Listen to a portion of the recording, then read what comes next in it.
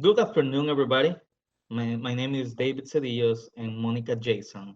Today, we're going to present blockbuster failures, leadership concepts, and analysis. I'm going to present a little history about Blockbuster. They start in around the 2000s, and they were leading the company in the movie rental industry with more than 9,000 locations around the world, and they are receiving a lot of millions of dollars. 10 years later, they had to be declared bankruptcy after a lack of vision on a series of bad decisions caused it to lose the market. How that happened? The protagonist of this history is Blockbuster, a company found in October 1985 in Dallas, Texas by entrepreneur David Cook. Next slide. Thanks for his revolutionary ideas and efficient business reports and efficient business concepts. By 1980, around 1987, David has like a 15 companies and 20 franchise. The business has become too big, and he doesn't have any other option as try to increase the magnitude of his company. And he decided to sell the majority stake to an investment group led by Wayne Huizinga, an American entrepreneur and founder of a sanitary waste management company. Maintaining his strategies designed by his founder, David Cook, Wayne oversaw carrying out an aggressive expansion plan until Blockbuster became a national and international reference. Another great idea implemented by Wayne's was to start renting video games in 1997. Next slide. Blockbuster boards boards of directors appointed Joe Antioco as a CEO. In this time, this decision it was a decision like the stars failing from the stars failures from Blockbuster. Around these times, the emergence of a new format such as a DVD began to pose a challenge to the industry. And it was the Warner Bros. Offer by Antioco the possibility to Blockbuster having the rights of Warner Bros. Productions in DVD format for a limited time before they went on sale. Antioco declined the offer, believing that the new format was not here to stay and confident that VHS will continue to be a leading format in the future. So what happened? While more talk, while most talk, the Blockbuster dismissed centers of the rise of Netflix. Blockbuster made many strategic errors throughout his history that caused it to have such a stunning fall from the grace. We're going to start talking about the failures, and one of the failures starts and walking away from the deal of the century. Blockbuster denied to receive the Netflix offer for $50 million. In That's a bad decision because they've stopped a good deal to go into that new industry. Next slide. And that one caused the first fall the first of fall of Blockbuster and an ability to pivot quickly. Blockbuster was skeptical about the potential of renting DVDs online and sending them customer via the way Netflix did. They were not trying to do something different. They are now trying to do a leadership in changing this industry. They didn't. Eventually, the companies realized their error of not focusing enough on the new thing, and then the company fights desperately and hopes to recover. Companies rarely die from moving too fast, and they frequently die from moving too slowly. Another fall point is poor execution. One of the Blockbuster main source of revenues were late fees. If you didn't return your movie rental on time, were charged $1 a day. Those fees amount like $8,000 million, and they they didn't want to change that policy until they start failing. I think the poor execution about the leadership and the decisions Antioco create this problem. And when they already watch companies as Netflix and another big companies start changing this, uh, they they were trying to start something like it's already done. The next points my partner is gonna present the next points to these failures. Thank you, David. Appreciate the intro. So let's start with the next pointer, the inability to compete with larger rivals, inability to compete. So the larger rivals, as David mentioned, some of them as Netflix, Redbox, and the video on demand services. It took them literally Blockbuster 4 years from 2014 to 2019 to become obsolete and only had 50 stores remaining.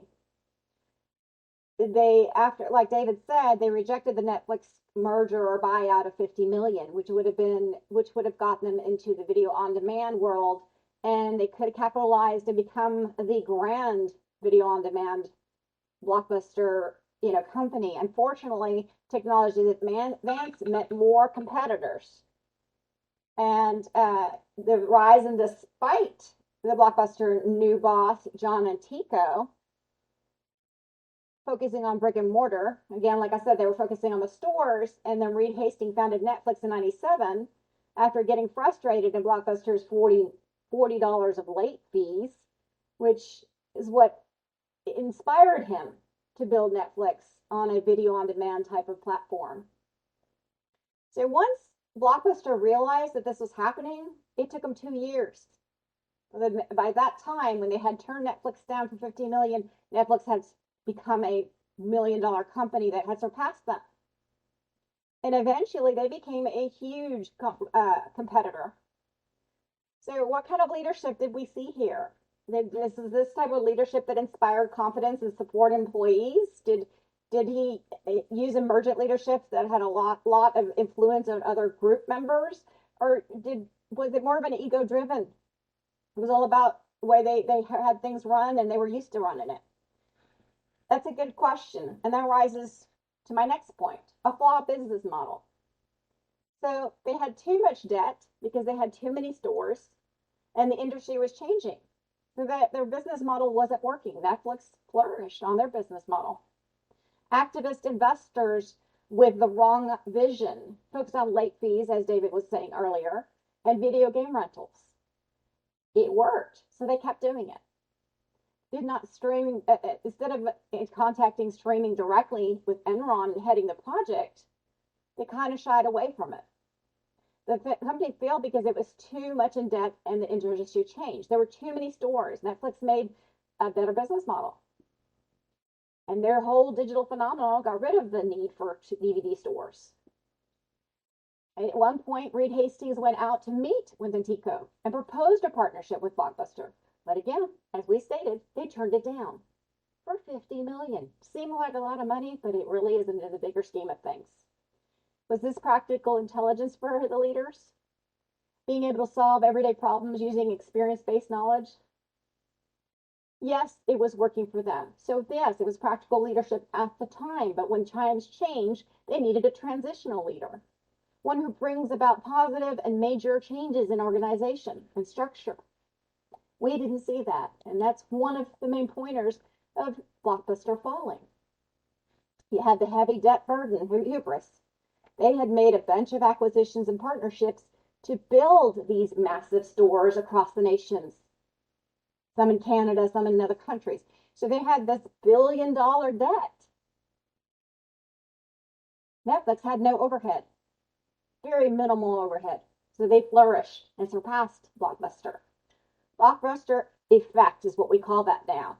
If it's not broke, don't fix it. Well, you get stuck in that mentality, and it might have worked back in the 90s, but as technology advances, you have to change. If you don't change, you fail. Blockbuster fell from grace. It had too much debt, the industry changed, and they contributed to its failure. Having the illusion that Blockbuster effect will always work and is working now is dangerous. The untouchability of Blockbuster helped them succeed. They could have been the leading industry when it came to streaming videos. They had Enron. They had engaged with Enron, and they just walked away from it.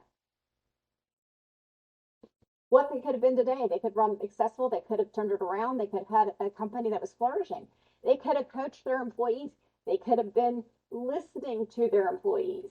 I'm sure if you've got a team behind you and you've got entrepreneurs in there, you're going to have ideas. They're going to have ideas. They're going to be watching the competition.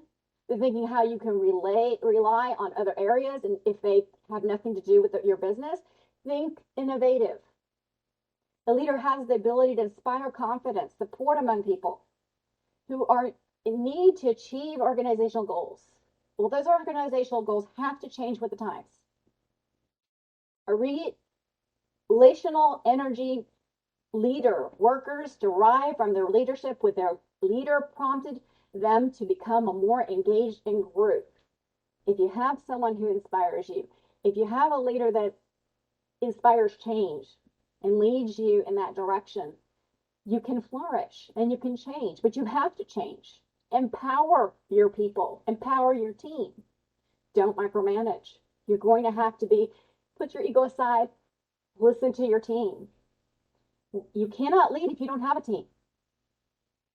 Did Blockbuster do this? No, unfortunately, they didn't. Neglect of the consumer. If the consumer changes, you must change. Business requirements requires adaptability, as I said before. Your consumer is one who keeps your business alive. Today's consumer is empowered, has access to more information, and has more choices. So it rejects your products or services. Is it your fault? It is if you're not changing with the times and giving the product that people want. They want to be at home. They want to be watching videos. Do they want to go out and rent videos and get charged late fees for every day they're late? No, you don't need that if it's streaming. There is no video, no physical fees. You might have a monthly fee for your streaming ability, but that's going to be minimal compared to what Blockbuster was charging in the millions of late fees. It's a practical intelligence. The ability to solve everyday problems by using experience-based knowledge and adapt to shape the environment. If you want to survive the change of the times, you have to go with what's new and what's happening. They had plenty of opportunity. Netflix came and tried to sway them to help, to flourish, but they felt like Netflix had too much debt. And they didn't want to take on that debt too. I mean, we're talking they had $1 billion in debt already. Take on the little debt that Netflix had, they didn't want to do it. Unfortunately, that as we can see, the corporate goal failed. What my recommendations would have been, you're going to have to inspire your team. You got to listen. Yes, what's worked for 10 years worked, but times change. And every millennium has its time. So now we're in streaming. Streaming is where you got to go. You got to research it. You got to get to know it. You got to get involved in it. Get in the trenches. Figure it out. If you don't want to fail as a leader, you're going to have to change with the times. Promote from within. Be a leader that people want to follow. Create a successful business by leading. Thank you for your time.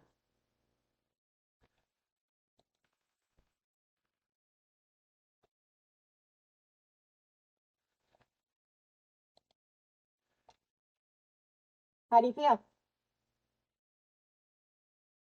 Yeah, you did very good. Try to stay on point. Yeah, You get you nervous. know, I'm a little nervous. All right, let's see here. I don't know. You wanna keep that one or we're gonna try again? Let's see how it looks.